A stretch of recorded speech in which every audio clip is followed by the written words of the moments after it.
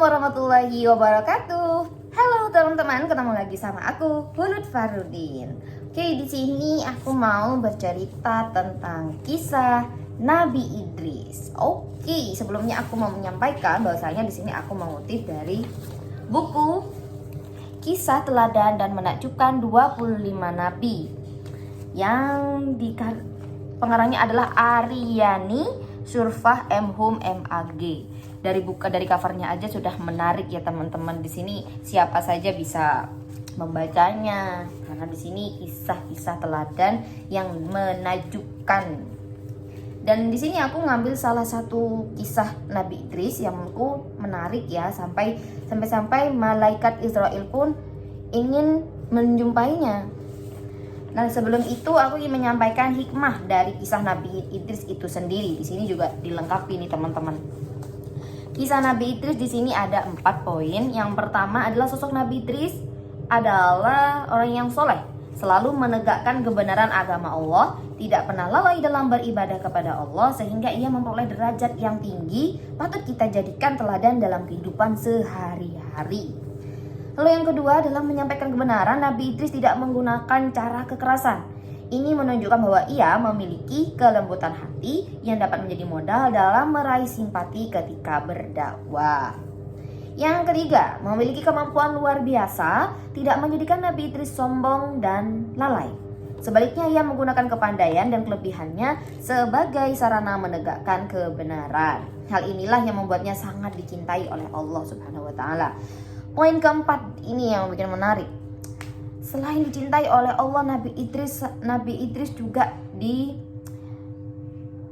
mengundang malaikat Israel untuk menjumpainya. Karena kesolehan serta kebaikan hatinya, permintaannya merasakan nyawa dicabut, jalan-jalan ke neraka dan surga itu dikabulkan oleh Allah Subhanahu wa taala. Oke, sebelumnya kita juga akan mengetahui terlebih dahulu siapa Nabi Idris. Oke, Nabi Idris ini memiliki nama asli Ahnuh atau Henokh. Beliau dinamakan Idris karena banyak mempelajari kitab-kitab dan mushaf Nabi Adam dan Sis. Beliau dilahirkan di Babylon. Nabi Idris adalah seorang yang sangat cerdas. Bahkan beliau ini adalah orang yang pertama kali menulis menggunakan pena, teman-teman. Lalu dia juga jago naik kuda, jago dalam ilmu alam, terus jago berhitung. Bahkan beliau adalah orang yang pertama kali memakai baju yang berjahit. Nah, itu dia yang bikin menarik. Beliau juga jago arsitektur ternyata teman-teman. Jago dalam terus menulis, arsitektur, menguasai banyak bahasa sehingga memudahkan untuk komunikasi dengan orang lain.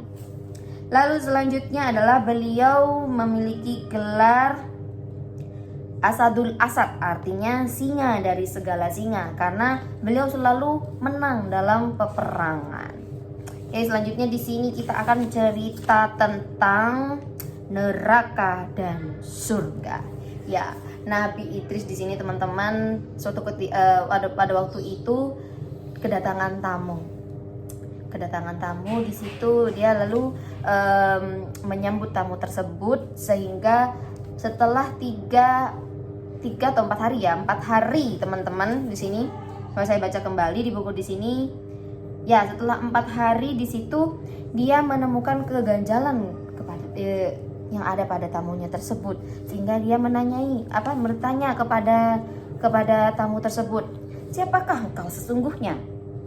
Lalu tamu tersebut menjawabnya, "Aku adalah Israel." Siapa yang gak kaget ya? Malaikat penjabut nyawa di sini bertemu dengannya langsung.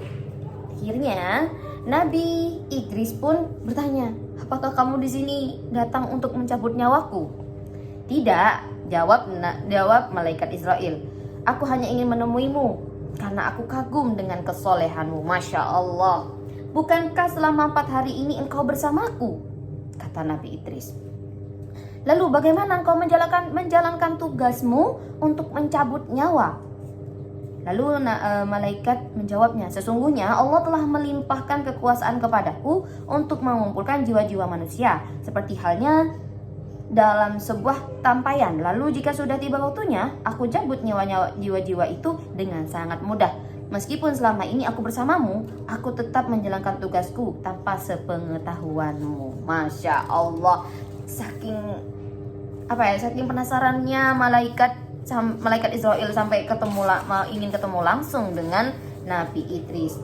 Lalu tiba-tiba saja Nabi Idris di sini meminta malaikat Israel untuk bertanya, meminta sesuatu, yaitu bagaimana rasanya dicabut nyawanya.